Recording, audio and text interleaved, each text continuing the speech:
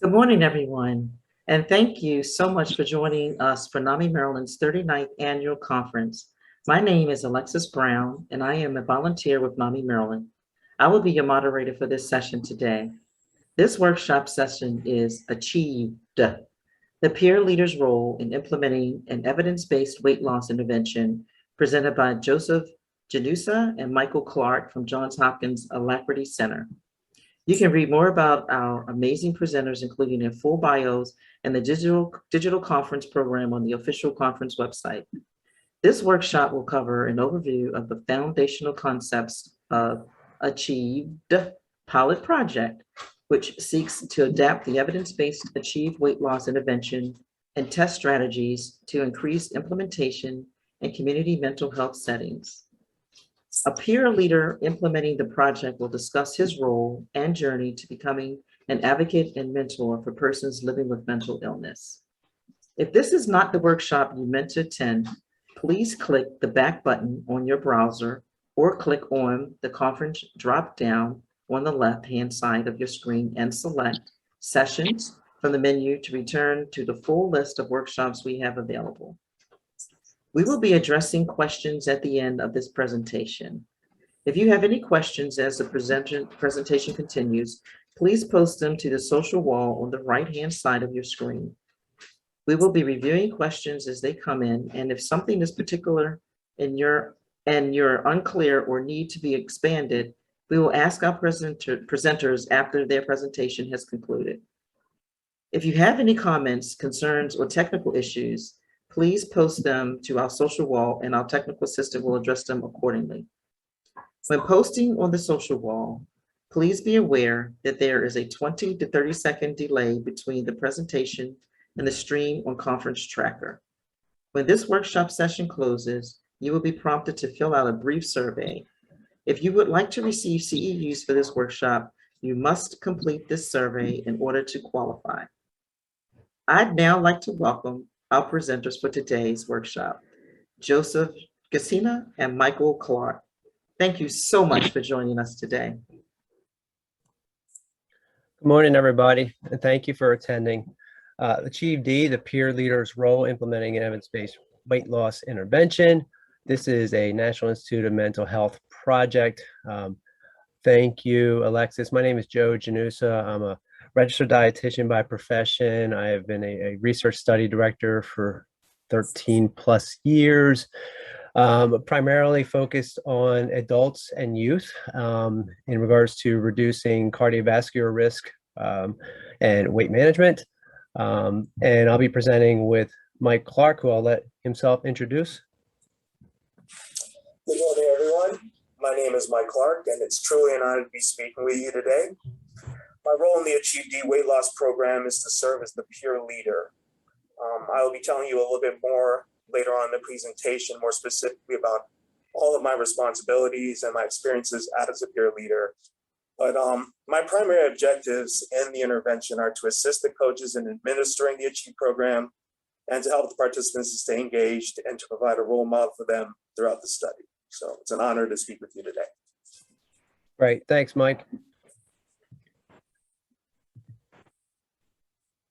So let's see if we can advance here.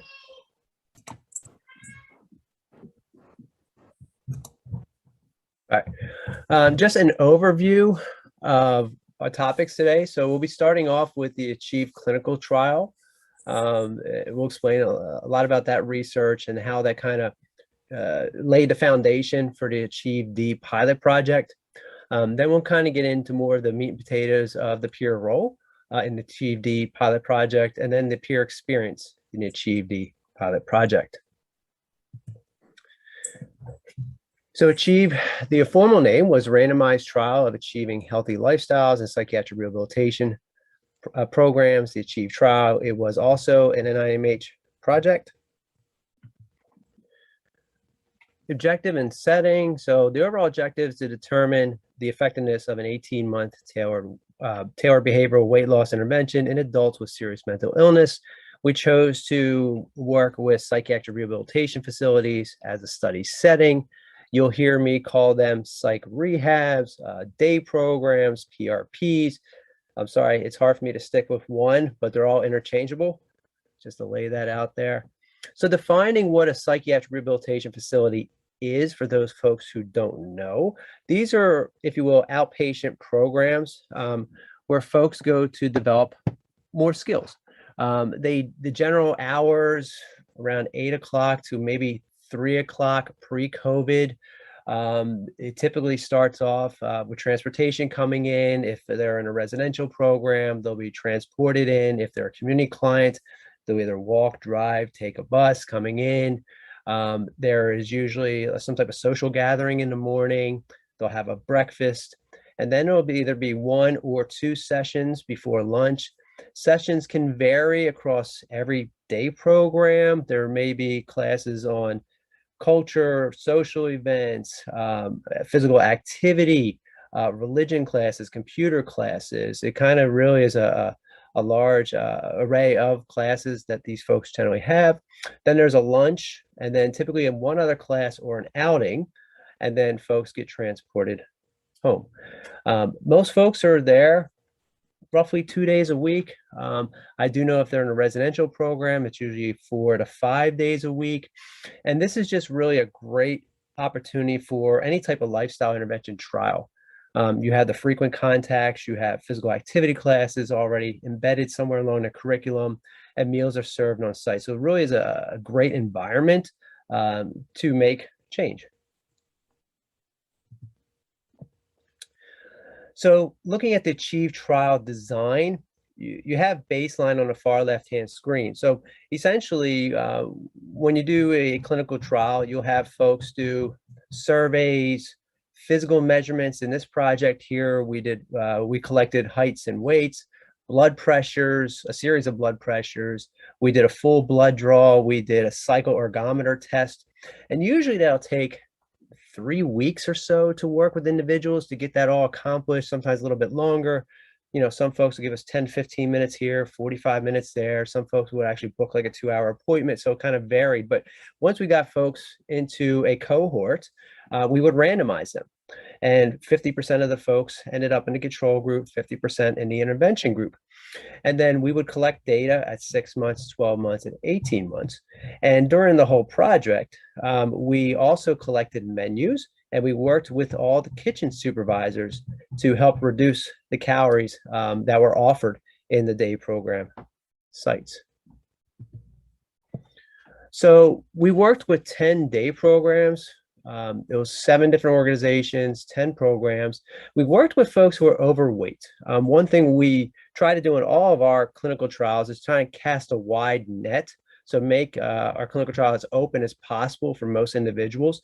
So being overweight is really just a BMI of over 25, which, you know, to give you an idea, you could see somebody walking down the street and you can say, you know what, I think that person looks pretty skinny, right?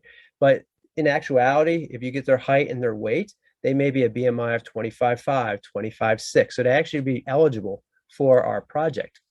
Of course, 18 years or older, adult day programs start at the age of 18. We did have some major exclusion criteria for this project. They could not have a medical contraindication to weight loss. So for example, if somebody had a more current diagnosis of anorexia, bulimia, or some type of disordered eating, they would be excluded. If somebody maybe had active cancer treatment, they would be excluded. If somebody had a cardiovascular event in the previous 6 months, such as maybe a heart attack with stents, open heart surgery, they would be excluded. If they have an inability to walk. Now, that being said, we had a couple of folks who had walkers, and they were actually in our project. And then, of course, active alcohol or substance use disorder. A lot of folks, in fact, over 50% of this quadrille of individuals in this project had active history of alcohol abuse. However, we define active as within the past 30 days as being exclusion. So looking at the types and the number of intervention contacts. So just to kind of orient you, we essentially have, if you will, 4 parts of this active intervention. We have our group weight management, individual weight management, group physical activity, and weigh-ins. And this being an 18-month project, we call the first 6 months our intensive phase. And then we did a taper. So we tapered our intervention from months 7 to 18. So just looking at group weight management in the intensive phase, those 3 of the 4 weeks, then we tapered to monthly. We had individual weight management, which was monthly for the intensive, but still stayed at monthly for the taper. And then group physical activity was 3 times a week, all led by our staff.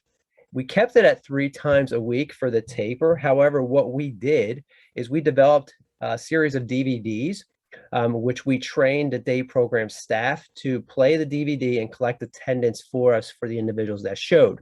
So still offer 3 times a week, but we actually were only on site 1 day a week, and then the rehab staff did it 2 times a week.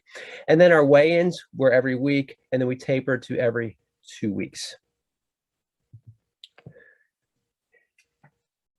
Working on our intervention goals and behaviors, what we decided to do is work with very simplified behavioral recommendations.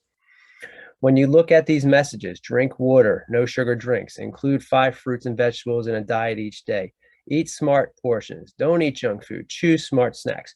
That was essentially our curriculum for every 6 months of the project. So essentially this was repeated 3 times throughout the course of the 18-month project. We also have folks have physical activity goals, very important.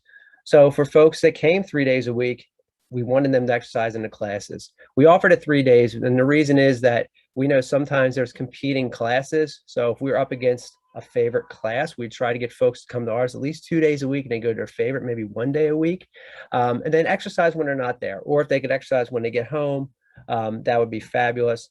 And then we did offer tracking eating and physical activity daily.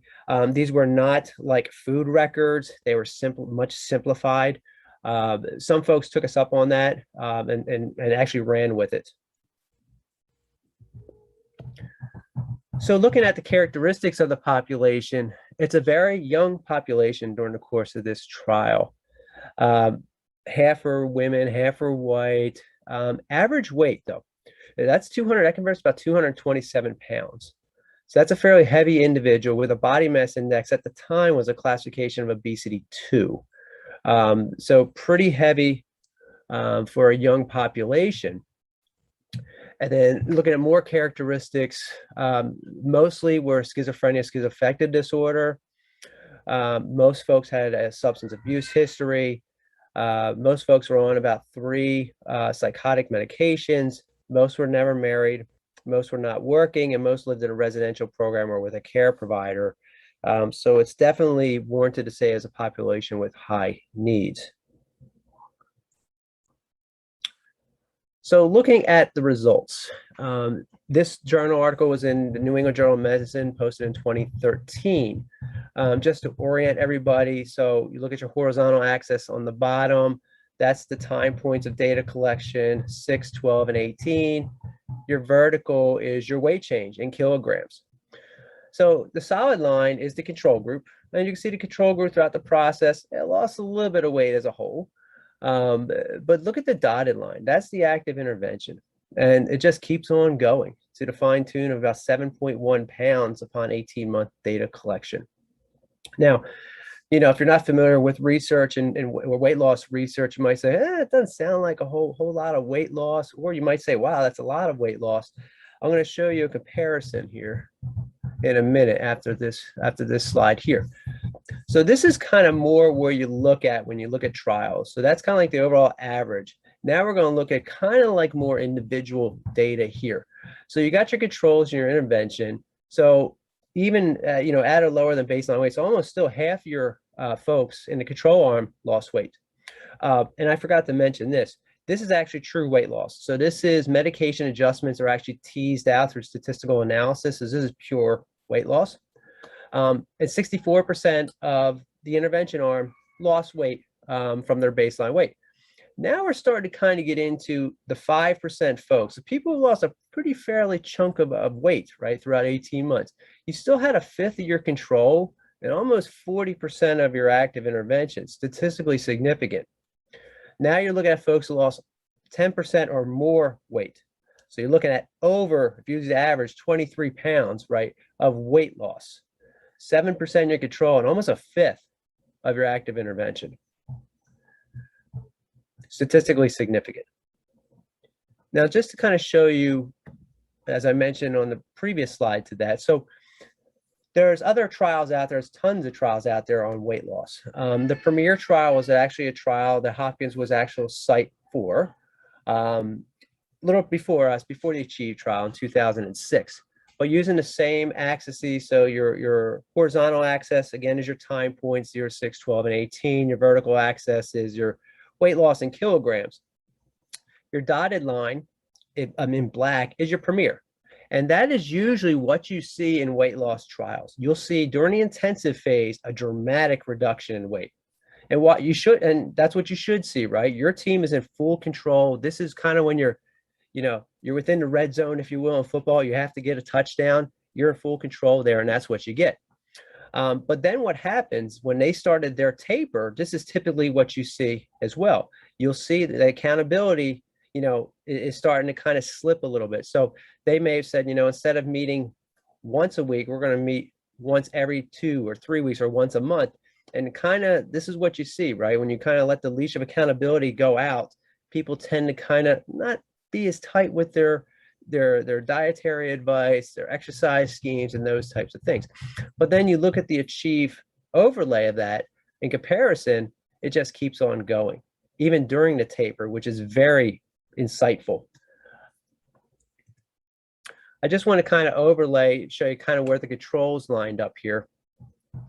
So the black line solid is the control group for the premiers, who still lost a little bit of weight, just as the Achieve controls did.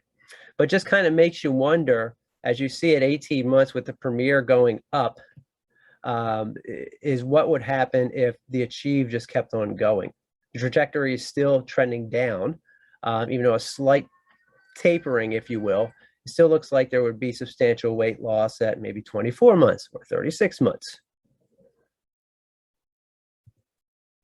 So this is from our participants. Just kind of want to give you a little heads up of what folks are saying. This is 2 of our participants, and it kind of shows what one of our exercise classes were at the end, which was led by one of our staff at that time. The fact that you keep moving, and it didn't matter how you move, and things were slow and catered to somebody that doesn't do things quickly or understand quickly. I like that a lot. The target food got an increase because I've been there. So I'm able to do the work easier. Like I can bend over easier now. I'm more stamina from moving all that. I'm trying to cut down on my sugar drinks now because I figure out the amount of sugar in the drinks is bad for my diabetes.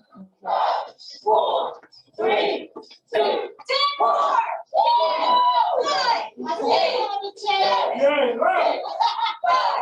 4, 3, 2, 4.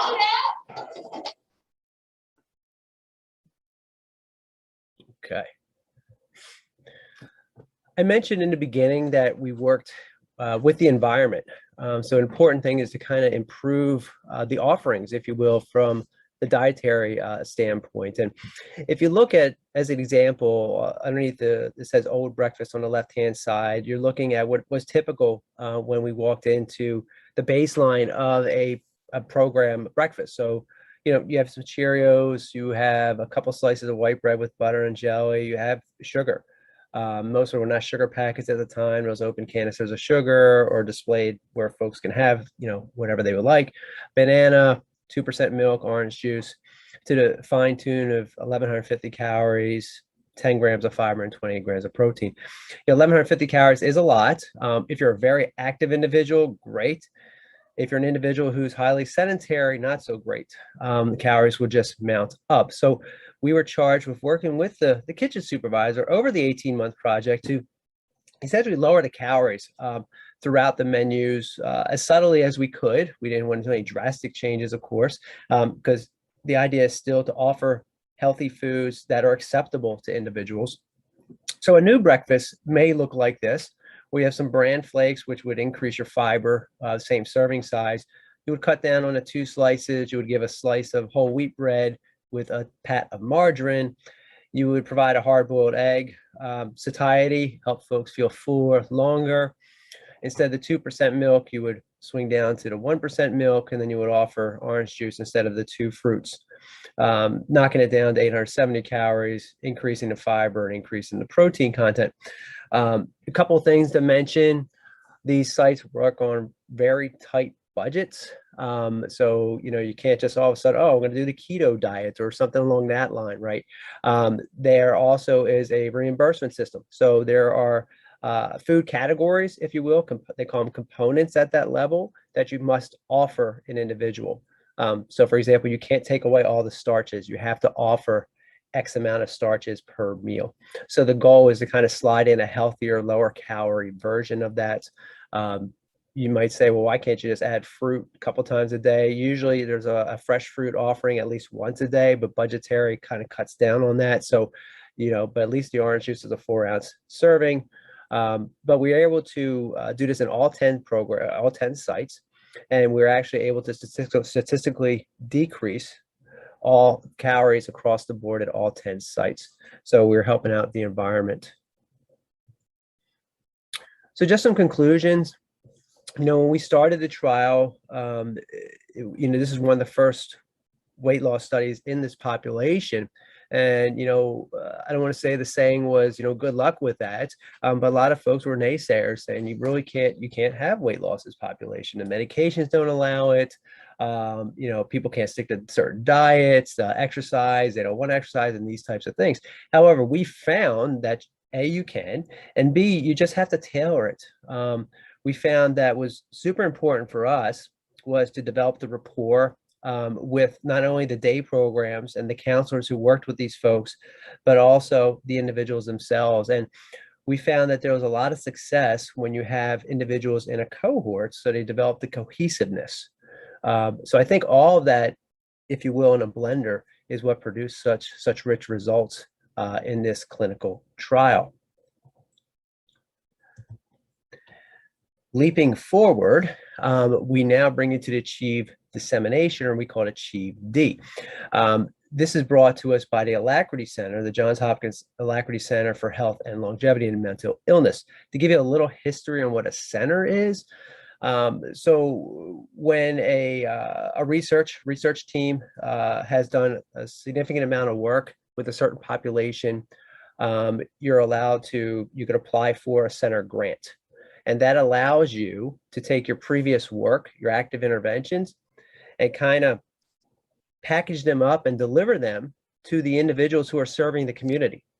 And I think that's the goal of all research, right? You can run a great research trial, but if it ends there, what really does it show, right? It shows something in a paper, which is great. But if you're able to package that up and deliver it, an evidence-based research program to a community mental health program, you can get those results and you can continue that work. So this is also an NIMH grant. And what we were able to do, we were able to work with our Achieve weight management intervention. We're actually able to, over the past couple years, if you will, because it did take a few years, was to pre-package it, if you will, the training, so we can actually train community mental health folks or day program staff. So this is still a pilot project. We are working with 10 day programs in the state of Maryland currently. We are going to, it's still a pilot project, but it's randomized. So we're going to have, it's a 6-month project. So 6 months of either a standard arm or a enhanced version, which we call a coaching arm, is what the coaches would receive. How we adapted it, we kind of kept the same format. Most day programs work in a 50 to 60 minute slice, if you will, for sessions, and we kept that the same. When we wrote this grant, for this project, we had to submit to the IRB. We were in these COVID protocols, so we had to obviously not have exercise included. So we shifted towards more exercise discussion, and weight management being the didactic piece being more of the whole 50 to 60 minute piece. We are training the coaches to deliver it either remotely, in person, or both, knowing that we're going to go forward in the COVID era. Things may open up, things may not, things may partially open up, so we can do a hybrid type of situation. And we wanted to offer these up to 3 times a week, knowing that just like the trial, folks could come 2 days a week and still receive the benefits. And of course, I mentioned it's a 6-month project. Unlike our trial, where the primary outcome was weight loss in consumers, we're still focused a little bit on consumers here. Of course, we have to have consumers in these classes, but the primary outcome is really our training. We want to make sure our training we're testing it out. That's what essentially we're doing. So we're looking at fidelity to the Achieve D curriculum or training during the 6 months. So really the coach is the primary outcome. We're also assessing the knowledge and the self-efficacy. And of course, there's tons of logistics that goes into this. We will be interviewing and have a focus group with these coaches. They'll be doing pre and post surveys, and of course they'll receive a little bit of compensation for all the data collection practices that we'll be administering.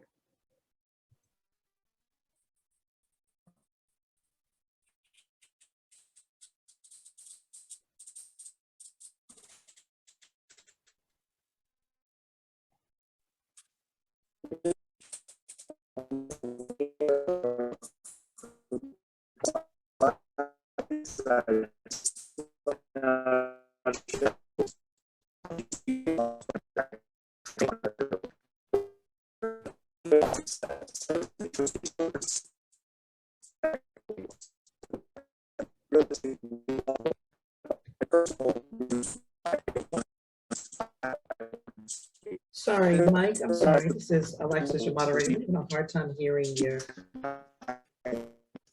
You're breaking up, Mike.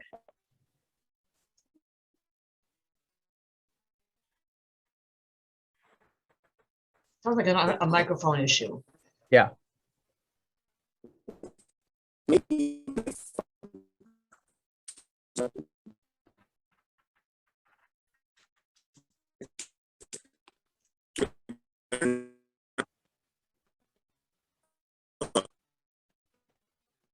We still having a hard time hearing you, Mike.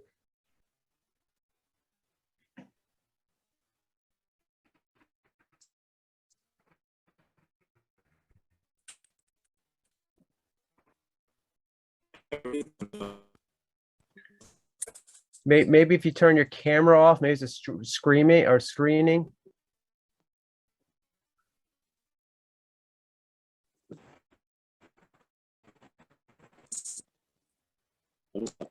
Can you hear me now?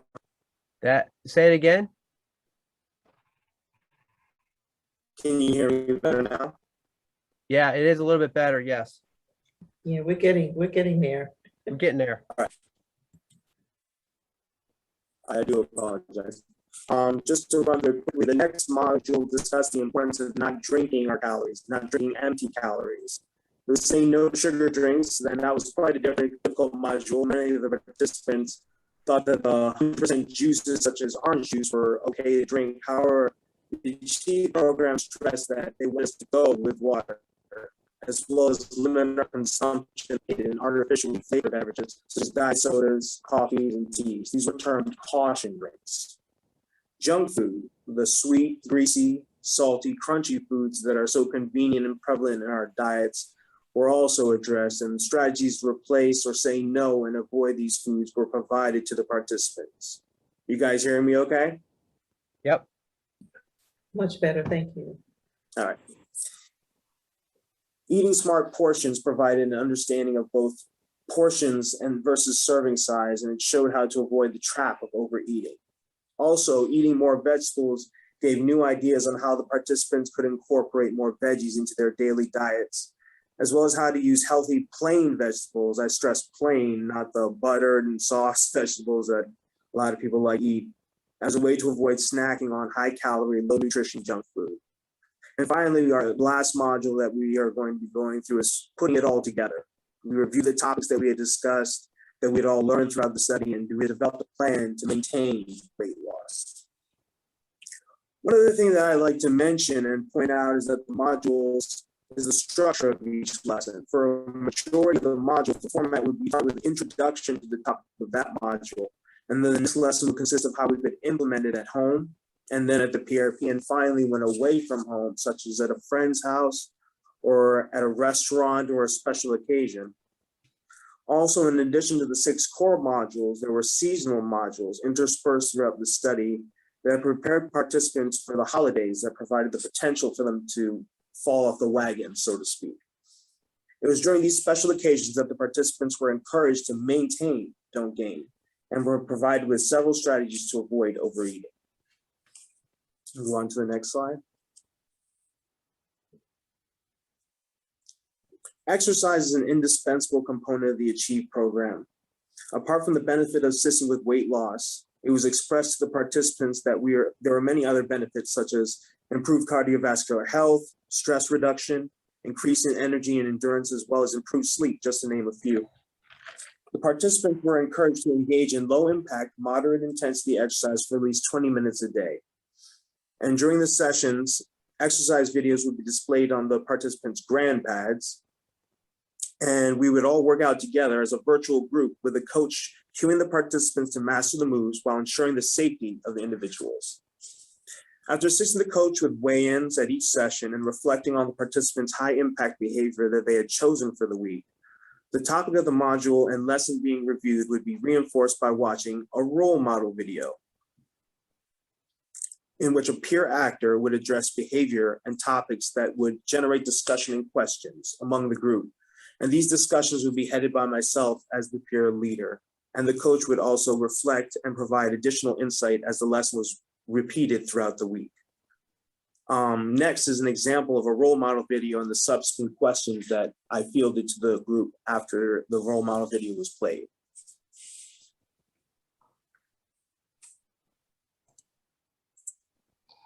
I used to drink a Pep Star energy drink each afternoon because I was feeling tired.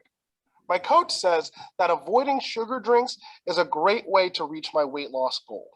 I've been staying away from Pep Star this week, and I hope I lost weight. But we didn't talk about Zip It energy drink.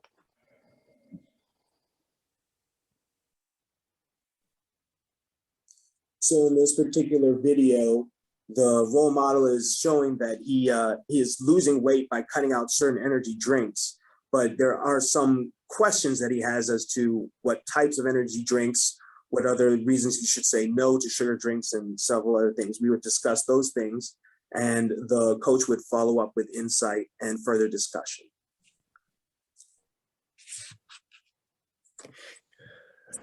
So looking at some AchieveD project elements, the training is the big thing here. So the training, we try to stress to have at least 2 day program staff we would train as coaches, and then 1 peer at the site.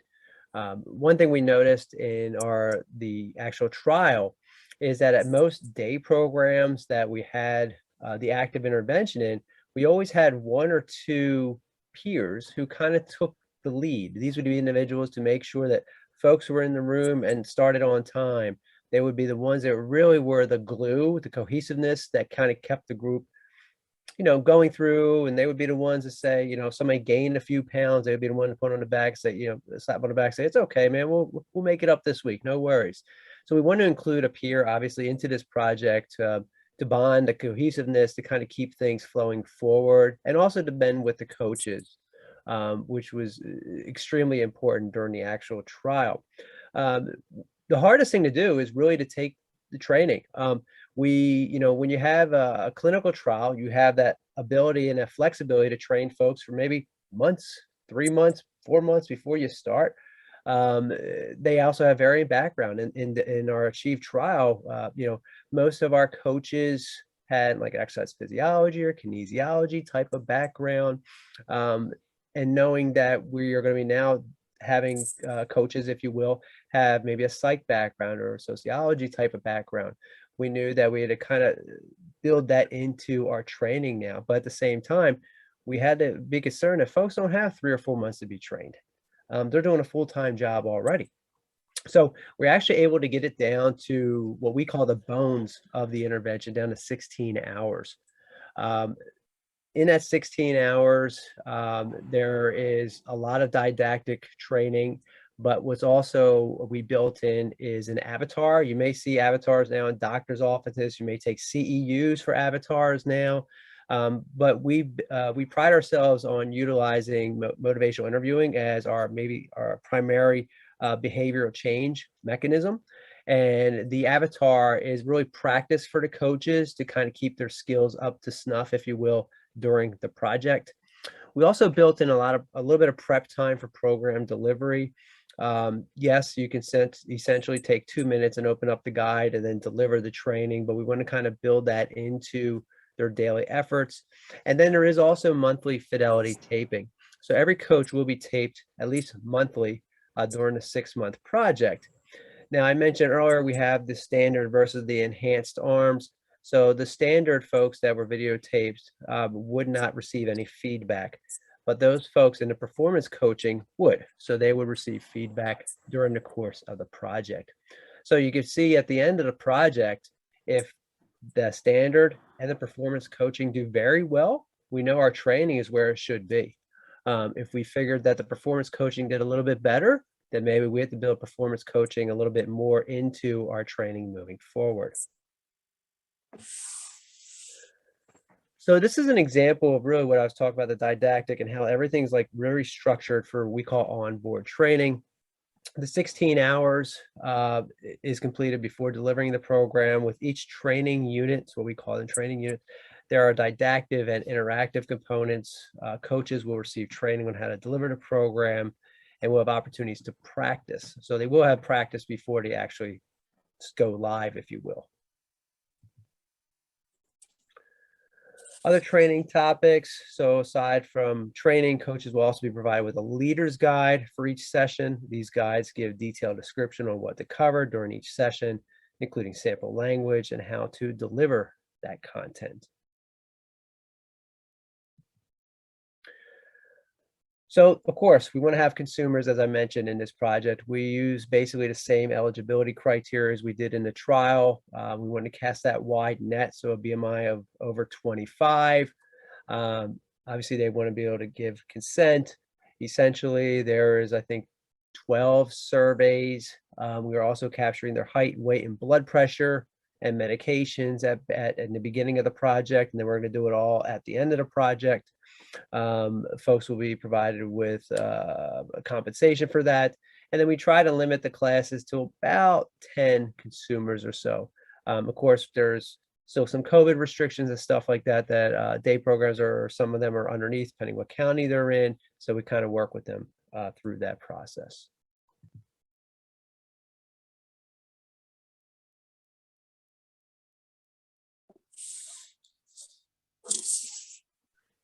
My role as a peer leader was to participate in the initial onboarding training, as Dr. Gennusa was saying, and monthly organizational meetings, and provide feedback on topics and concerns I observed while assisting the coaches in the classes. I also received a grand pad at the outset of the study, so I was able to test drive it and provide some feedback on any technical difficulties that might arise when the participants started using their tablets. I also assisted during the weight loss sessions by helping the coaches displaying posters and reinforce the topics being discussed and assisting with weigh-ins and role model videos, as well as setting up the room and meeting with the coaches 15 minutes prior to the meetings. Move on to the next slide. Being a peer leader in the Achieve study has taught me a lot. During the training, it was expressed that there would be a lot of repetition on most of the material. I see now how important that repetition is when trying to establish new healthy lifestyles. Most of the times at the outset of the lesson, there might be some trepidation among the participants in fielding certain questions, but by the end of the week, participants could not only respond correctly to these questions, they're applying the strategies to their own lives and offering advice to fellow classmates on what had helped them to be successful. I was really encouraged by how many of the participants worked through stressful circumstances and setbacks and kept their weight loss goals in the forefront of their minds. I saw that it was important to show up for Achieve, and I got a firsthand view of how each cohort encouraged one another's successes and supported one another. I also saw how simple changes resulted in significant weight loss. Finally, the accountability of the tracker and partnership with the coaches and peer leaders were key. We were not telling our participants what to do. We partnered with them in striving for the changes they were already seeking.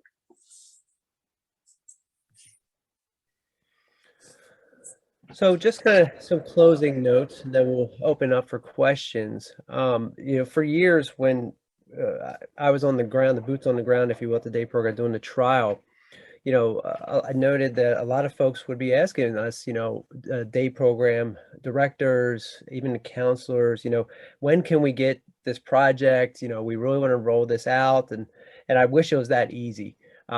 Unfortunately, there's a lot of processes that goes into that, receiving the center grant, having the funding and the ability to do that. So now we have the opportunity to do that, to train these day program staff on a weight loss program that was proven to work in research in the same arena, day programs, where we have this program will provide the staff with the tools they need, not just to complete the 6-month project, but be able to continue to deliver this program many years into the future. So again, they can open it up after the 6 months to as many people as they like.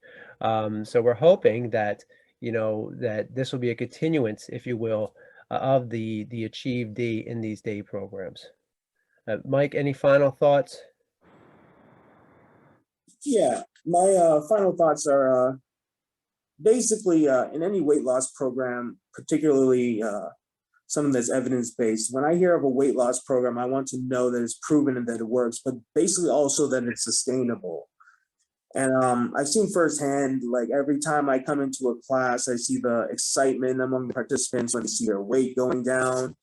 I see their clothes fitting better, their improvement of their A1C and their blood pressure. And I believe that Achieve is just really a successful because it's simple, it's sustainable, and one of the group goals that we have actually in the class is to have fun, and that's one of the things that I really appreciate coming into work and working with participants and the coaches. And I'm really excited because I feel like every time I come in, I'm making a difference, and I'm really enjoying the excitement. And I wanted to just bring up that I do apologize for the technical difficulties, but I'm glad we were able to work through this, and I'm excited for what Achieve is doing in our lives. Thank you.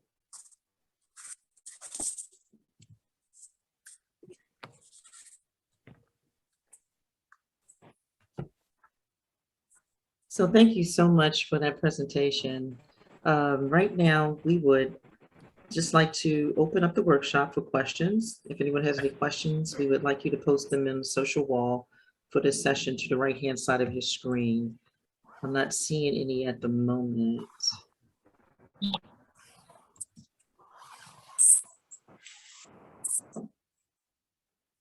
And I just like to also add that when posting questions on the social wall, just be aware that there is a 20 to 30-second delay between the presentation on the stream conference tracker. So please be patient as we review any questions or comments that come through.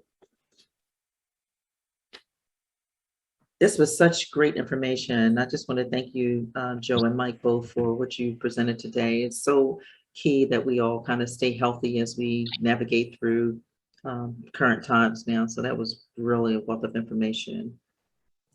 And since we don't have any questions, I would just like to say that this is all the time we have for now. So thank you all for joining us today. And then when the session closes, you'll be prompted to fill out. You do have one, Elizabeth? Yep. A second, pass it on. There it is. Okay. Joe and Mike, here's a question. Can this program be done outside of day programs? So, I mean, our experience is in day programs right now.